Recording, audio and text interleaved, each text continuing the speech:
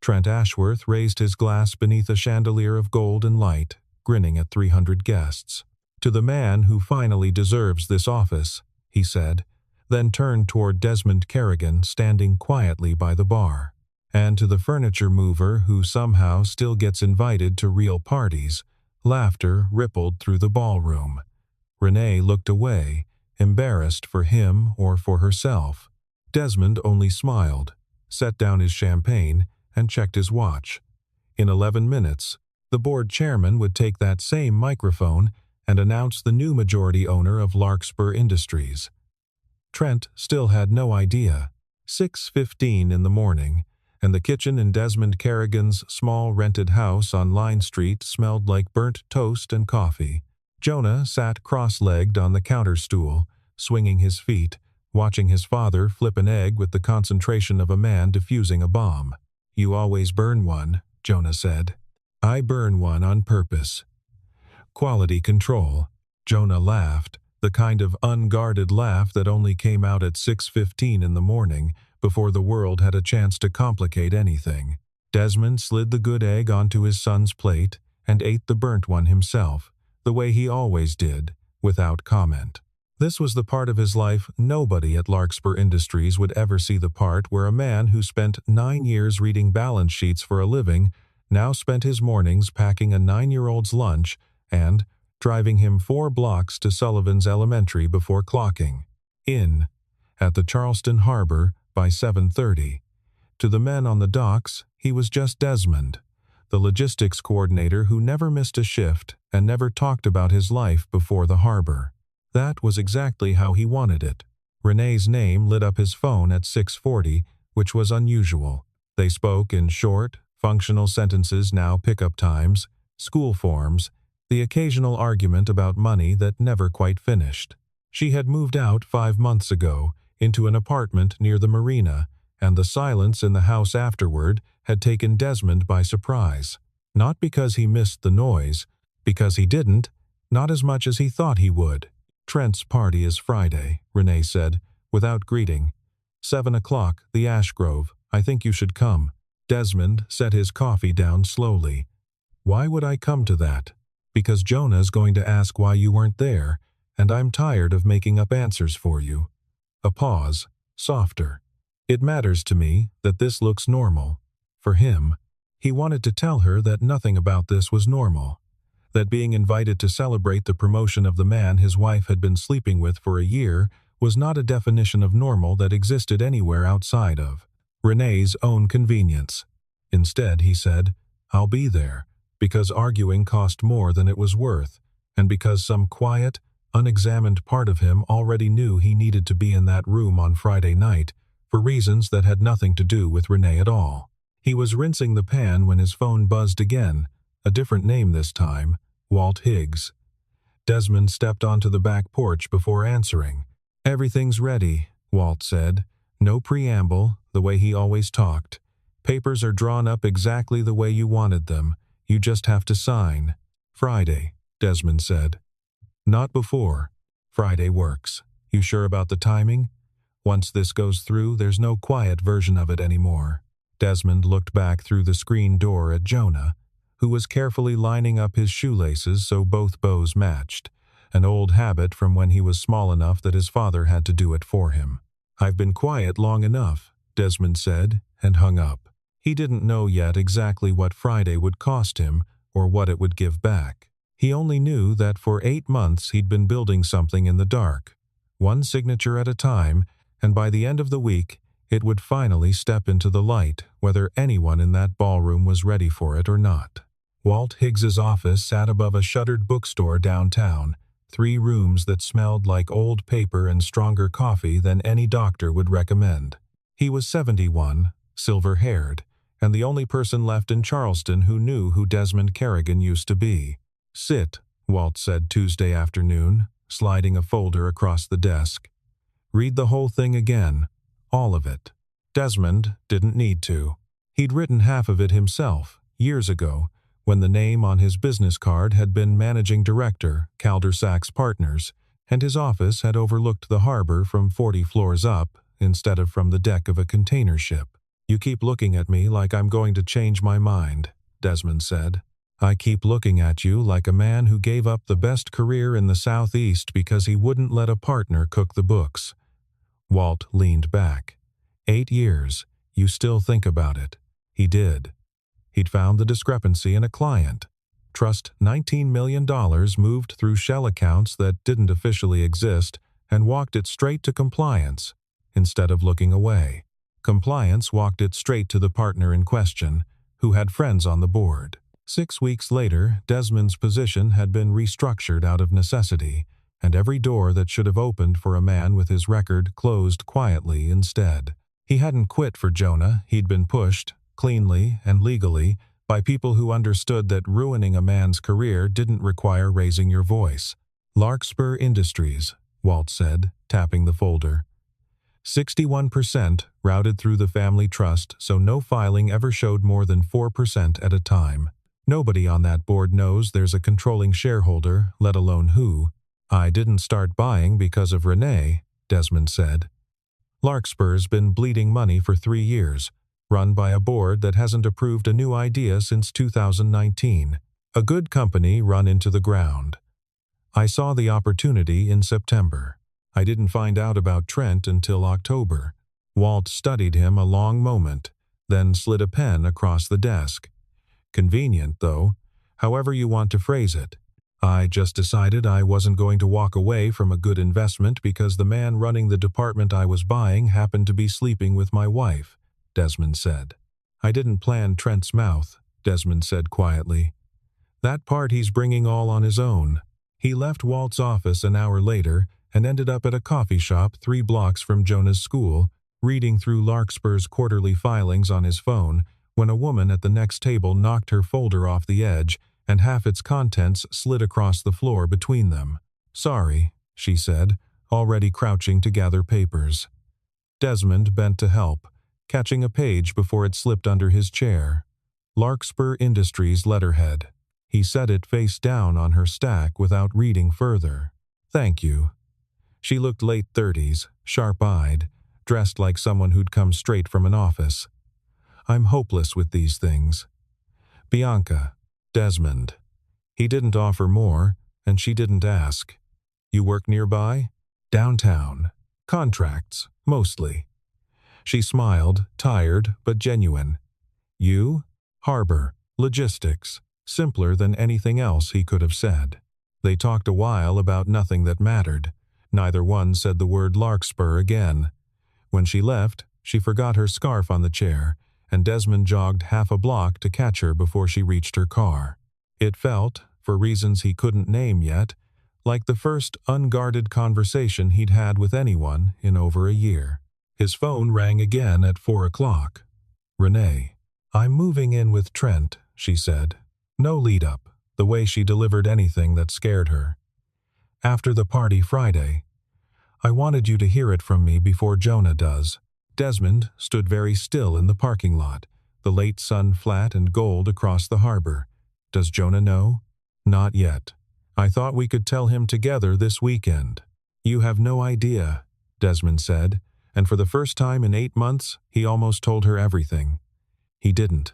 He hung up instead and stood there a long moment, watching a container ship ease slowly into port, thinking about how much was about to change inside the same 72 hours and how none of it had reached anyone else yet. Friday morning, Desmond sat across from Walt Higgs one final time, a stack of documents between them thick enough to double as a paperweight.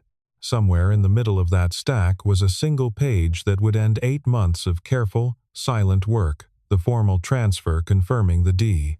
Kerrigan Family Trust, as majority shareholder of Larkspur Industries, effective the moment his signature dried. Once you sign this, Walt said, there's no version of tonight where you're just a guest at a party. Desmond signed it anyway, in the same steady hand he used for everything, no hesitation, no flourish. I stopped being just a guest 8 months ago. Tonight's just when everyone else finds out. The board doesn't know yet, Walt reminded him. Chairman Voss knows there's a new controlling shareholder. He does not know it's you. He's planning to announce the ownership change tonight as part of Trent's promotion ceremony. He thought it would play well. New era, New leadership, all in one evening. Walt shook his head. He has no idea how right he is about the new era part. Let him have his moment, Desmond said. I'm not interested in taking that away from him. At the Larkspur Industries offices downtown, Bianca Sorrell sat at her desk reviewing the same transfer documents from the other direction as general counsel, tasked with confirming the ownership change, complied with every regulatory requirement before Chairman Voss stood in front of 300 people and made it official. The trust's name meant nothing to her. Blind trusts rarely did. She'd spent 3 weeks chasing a beneficiary identity that stayed locked behind attorney-client privilege at every turn, until she'd finally stopped chasing and simply prepared to read the name aloud from the podium herself, the same moment as everyone else in the room. She thought, briefly and without meaning to, of the man from the coffee shop, Desmond. She didn't know why he crossed her mind in the middle of a shareholder filing, and she pushed the thought aside the way she pushed aside most things that didn't have a deadline attached to them. Across town, Trent Ashworth stood in front of a mirror in a suit that cost more than most of his staff made in a month, practicing a toast he'd already rehearsed 4 times. To the furniture mover, he said to his reflection, testing the line, smiling at how it landed.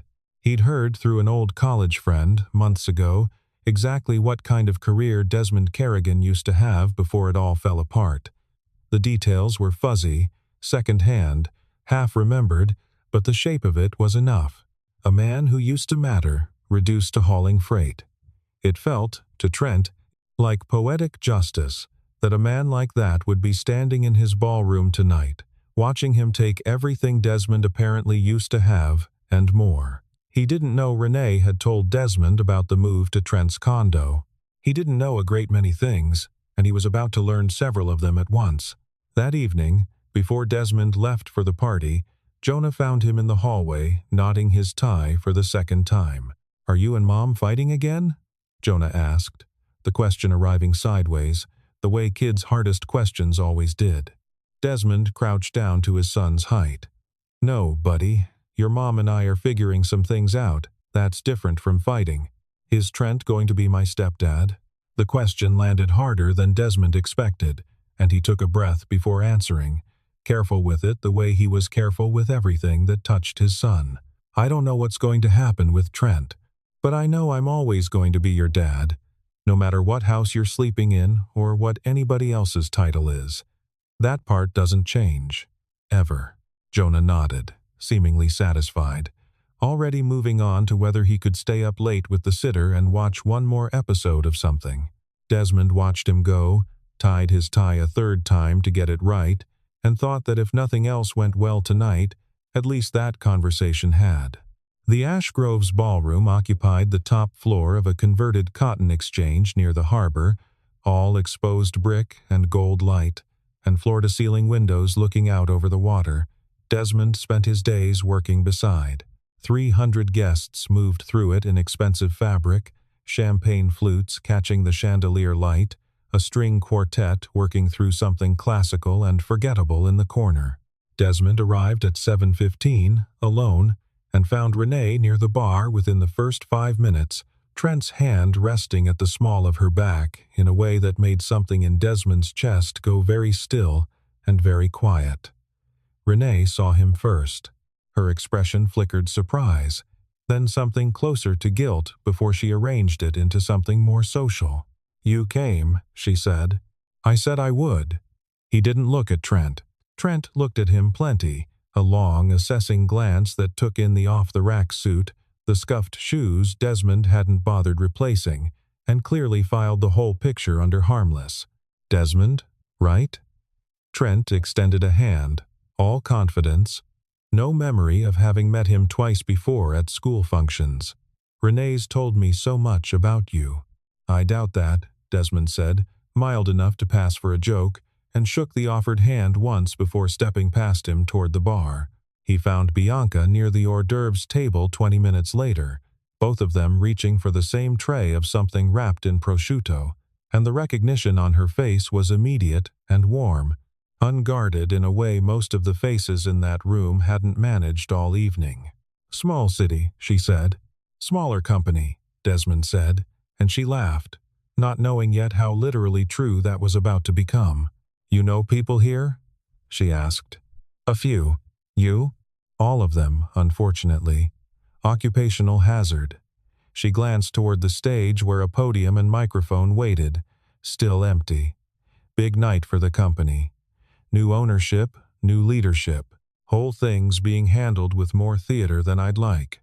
"Sounds exhausting," Desmond said, and meant it more than she knew.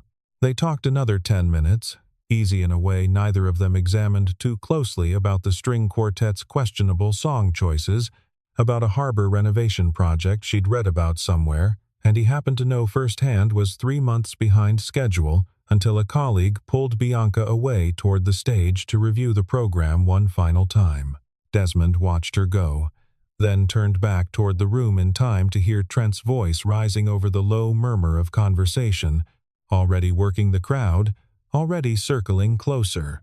"Desmond!" Trent called out, loud enough to draw a few heads, a hand lifted in mock greeting from 15 feet away. Didn't expect the working man himself to clean up so well for a party like this. A few nearby guests laughed, more out of reflex than cruelty, the way people always laughed at a confident man's jokes regardless of whether they landed. Desmond felt the old, familiar tightening in his jaw, the same one he used to feel 8 years ago in boardrooms full of people who thought his silence meant he had nothing to say. He thought of Jonah at home, probably negotiating for a second episode with the sitter right now, and he let the tightness pass through him without taking hold. "Congratulations on the promotion," Desmond said, level, unbothered, and walked toward the windows instead of toward the fight Trent was clearly hoping to start. Behind him, he heard Trent mutter something to a colleague that drew another round of laughter, softer this time, and he didn't turn around to hear what it was. He had 11 minutes left before none of it would matter anymore, though he had no way of knowing the exact number yet. He only knew that whatever Trent said tonight, it would be the last thing said from a position of power he didn't actually have. At 7:45, Chairman Voss climbed the small stage and tapped the microphone twice, the room's chatter dimming into something closer to attention. Trent moved to stand beside him, glass raised before anyone had asked him to speak, already savoring a moment that hadn't officially started. "I'll keep this short," Trent said into the mic Voss hadn't quite finished handing him, grinning out at the crowd. "Tonight, the board is making it official. I'm stepping into the role of Chief Operating Officer of Larkspur Industries." Applause rippled through the room, polite and expected. A few whistles from a cluster of junior staff near the bar who'd learned early that visible enthusiasm for Trent's career tended to get noticed. Trent's eyes found Desmond across the crowd, and something in his expression sharpened, the way a man's does when he's decided the party isn't quite complete without one more moment of theater. He didn't need the microphone for what came next, but he kept it anyway, unwilling to let a good line travel without amplification. "To the man who finally deserves this office," Trent said, raising his glass higher, turning fully toward Desmond now, "and to the furniture mover who somehow still gets invited to real parties."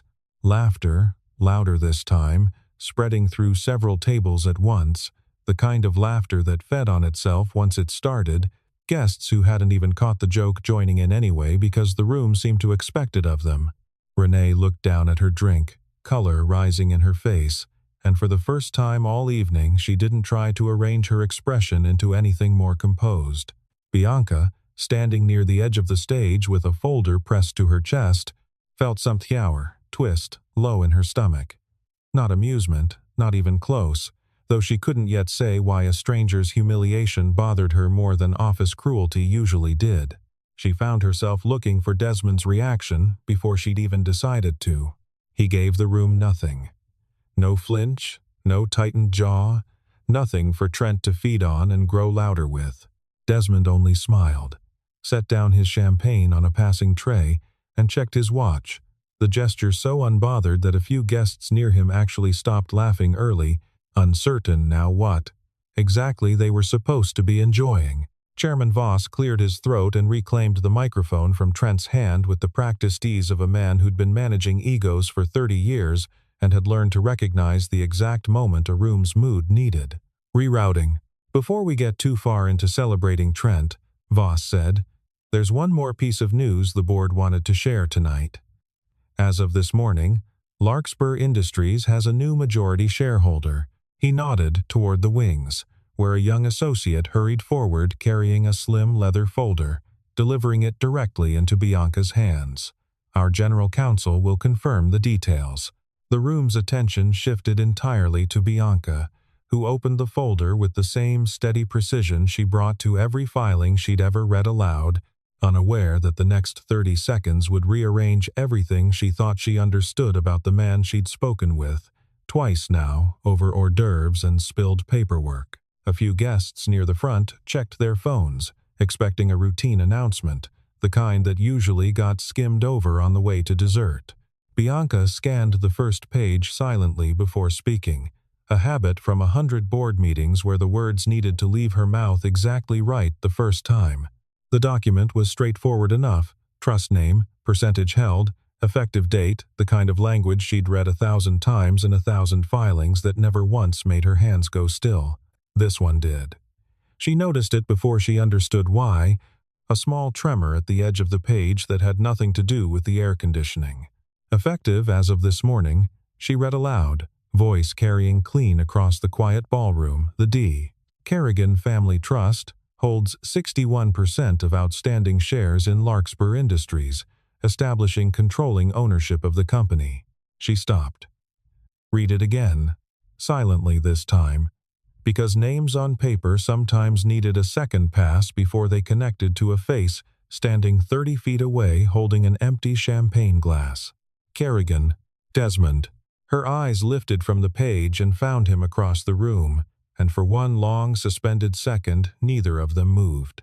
Bianca felt the floor tilt slightly beneath the version of the evening she'd walked in, expecting the harbor logistics coordinator with the tired eyes and the easy laugh, standing quietly by a window, was somehow the same man, whose family trust had just been named the controlling owner of the company she'd worked for 11 years.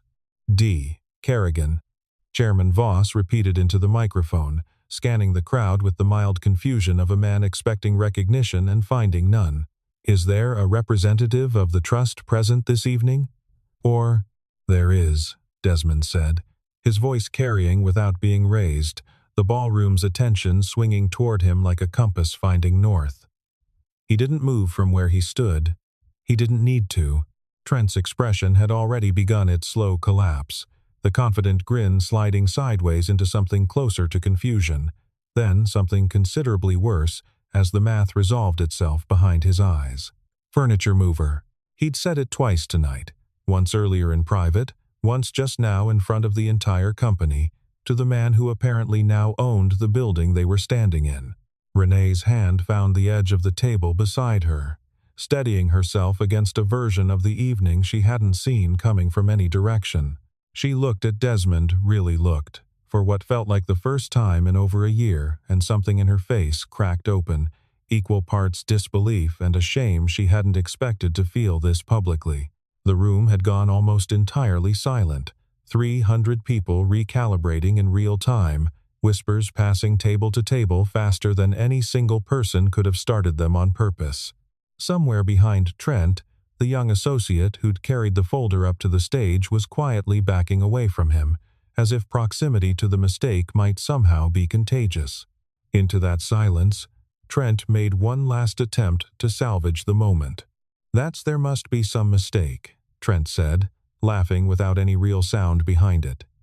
"Desmond works the docks. He's not." "I am," Desmond said simply, and started walking toward the stage.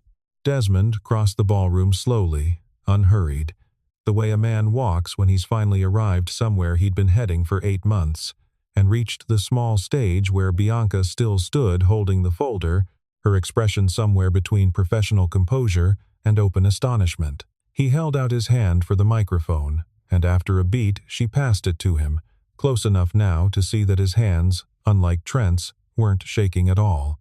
"I'm not going to take up much of your evening," Desmond began, his voice steady, carrying easily across a room that had gone completely still. "Most of you know me, if you know me at all, as somebody who loads freight down at the harbor. That's true. I've done that work for 8 years, and I'm not embarrassed by a single day of it. He let that settle before continuing. What most of you don't know is that before the harbor, I spent 9 years in investment management, and I left that career because I reported a partner for defrauding a client trust, and the people protecting him made sure I never worked in that industry again. I'm telling you that not because it matters to tonight, but because I want to be clear about something. I didn't buy this company to embarrass anyone standing in this room. Trent's face had gone the color of old paper.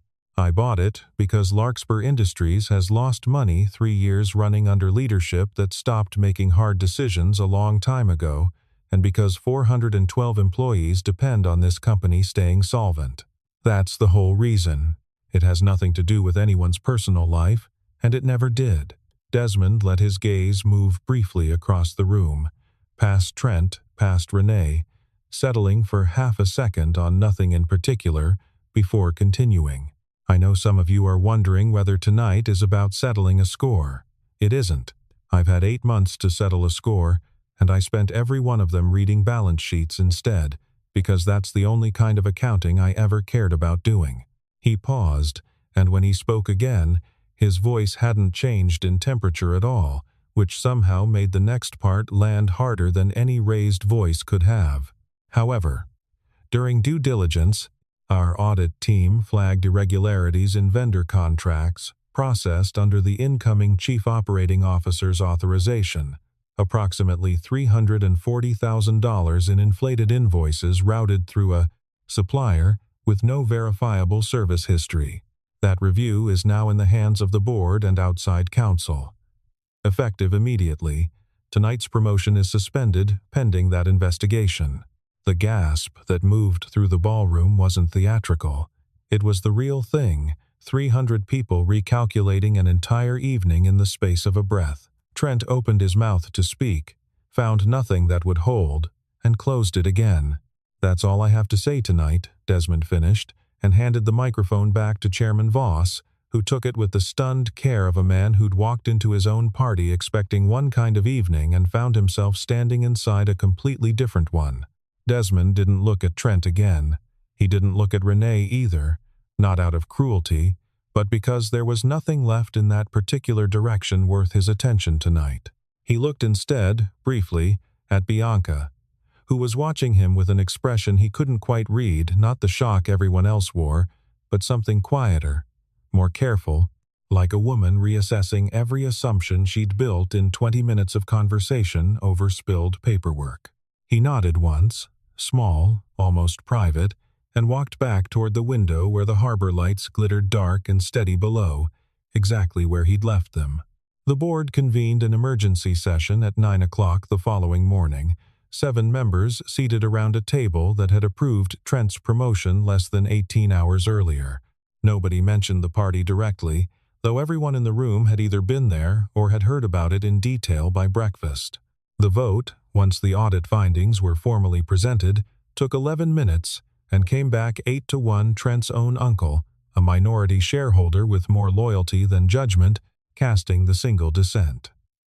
Trent's employment at Larkspur Industries ended before lunch, along with any severance the board might otherwise have offered a departing executive in good standing. By the time the news reached the rest of the company, it traveled less like a scandal and more like a formality. The ending everyone in the ballroom had already half written in their heads the night before. Renee called Desmond that same afternoon, her voice smaller than he'd heard it in years. "I didn't know," she said, "about any of it. The money, or you, or any of it." "I believe you," Desmond said, and he did, mostly, though it didn't change much about where things stood between them. "Can we talk? Really talk, not custody logistics?"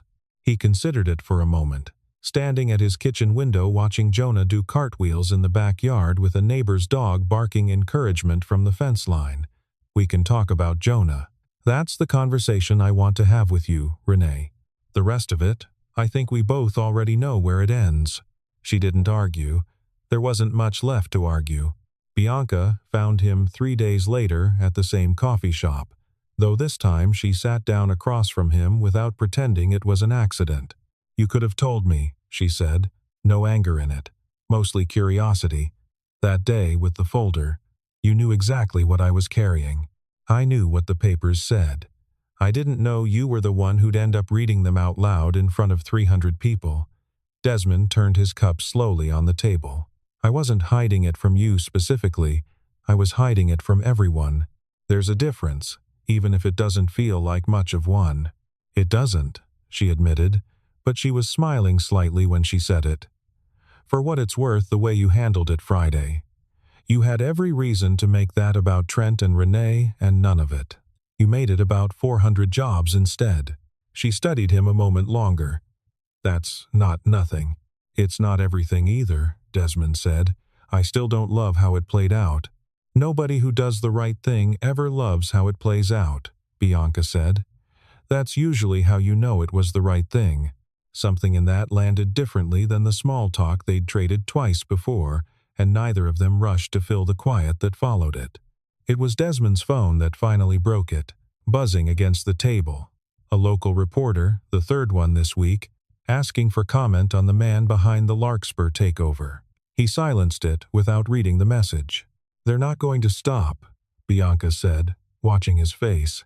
No, Desmond agreed, but I don't have to give them anything either. Desmond declined every interview request that came through that week and the ones after, routing all of them politely to a communications firm Walt hired specifically for the purpose of saying nothing at length. A local business paper ran a short profile anyway, built mostly from public filings, and a photo of him from years earlier that barely resembled the man who still clocked in at the harbor by 7:30 most mornings out of habit more than necessity. He read it once and didn't mention it to anyone. He installed a new CEO within the month, a Larkspur veteran named Priya Anand with 20 years of operational experience the previous board had repeatedly overlooked in favor of louder, less capable men. Desmond sat in on exactly one leadership meeting to make the introduction, said less than 10 sentences the entire hour, and kept his own name off every press release, every filing summary, every internal memo that didn't strictly require it by law. Employees who noticed him at all assumed he was another consultant passing through. The divorce, when it finally finished moving through the courts in early spring, settled faster and more quietly than either of them expected. Both sides more interested in getting it right for Jonah than getting it won. Renee took an apartment closer to the marina. On her own this time, Trent had moved to Savannah within a month of losing the job, chasing a smaller title at a smaller company, and whatever he and Renee had been to each other didn't survive the relocation. The custody schedule Desmond and Renee built together held steadier than the marriage that preceded it ever had, and by March they could sit across from each other at Jonah's school conferences without either one needing to leave the room to breathe. Bianca stayed on as Larkspur's general counsel, and within weeks she and Desmond found themselves in the same rooms often enough that pretending it was coincidence stopped making sense to either of them. There was no dramatic turn, no single conversation that changed everything, just a gradual erosion of the distance they'd both maintained out of habit more than necessity, a lunch that ran long, a phone call about a filing that somehow lasted 40 minutes, a habit of texting each other articles neither one strictly needed to read.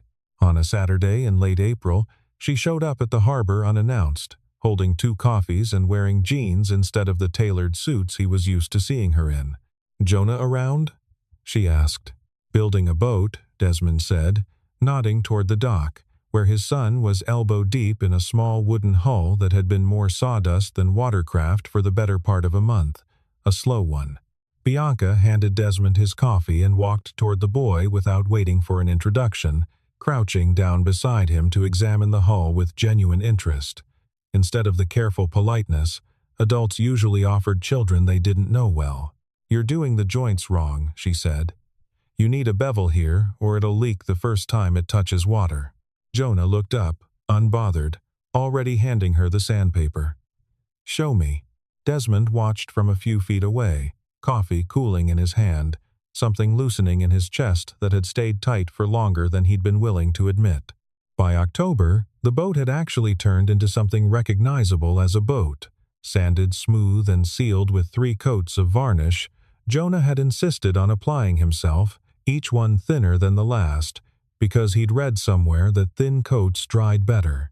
The three of them stood on the dock at sunset the day he finally launched it, watching it wobble but hold across 10 feet of calm harbor water before Jonah waded in after it, laughing, soaking his sneakers without seeming to care at all. A year earlier, almost to the week, Desmond had stood in a ballroom 2 miles from this exact stretch of water, absorbing a joke about furniture in front of 300 strangers while doing the math on how many minutes were left before none of it mattered. He thought about that sometimes, not with anger anymore, just with the mild, distant curiosity of a man recalling weather from a season that had already passed. "He gets that stubbornness from somewhere," Bianca said, watching Jonah chase the boat further into the shallows. "Not from me," Desmond said. "I would have given up on the third bevel." Liar. She was smiling, the low autumn light turning the whole harbor the color of something worth staying still for. "You didn't give up on any of it. Not the boat, not the company, not the version of yourself that spent 8 years pretending he didn't mind being underestimated." "I minded," Desmond admitted. "I just decided it wasn't worth saying out loud until it was." Jonah waved from the shallows, holding the little boat above his head like a trophy, and both of them waved back before either noticed they'd done it at the same time, in the same rhythm, the way people do after enough evenings spent standing in the same place. Desmond didn't say anything else. He crossed the small distance between himself and Bianca instead, close enough that their shoulders touched, and when she glanced up at him, he simply rested his hand against her shoulder, steady, unhurried, the same way he did most things now that he no longer had anything left to prove to anyone in that harbor or beyond it. Down the dock, Jonah had already moved on to some new negotiation with the tide, entirely unbothered by the quiet unfolding behind him, which was exactly how Desmond wanted it to stay for as long as it possibly could. Neither of them needed the ocean to be quiet. They only needed each other to stop pretending it wasn't.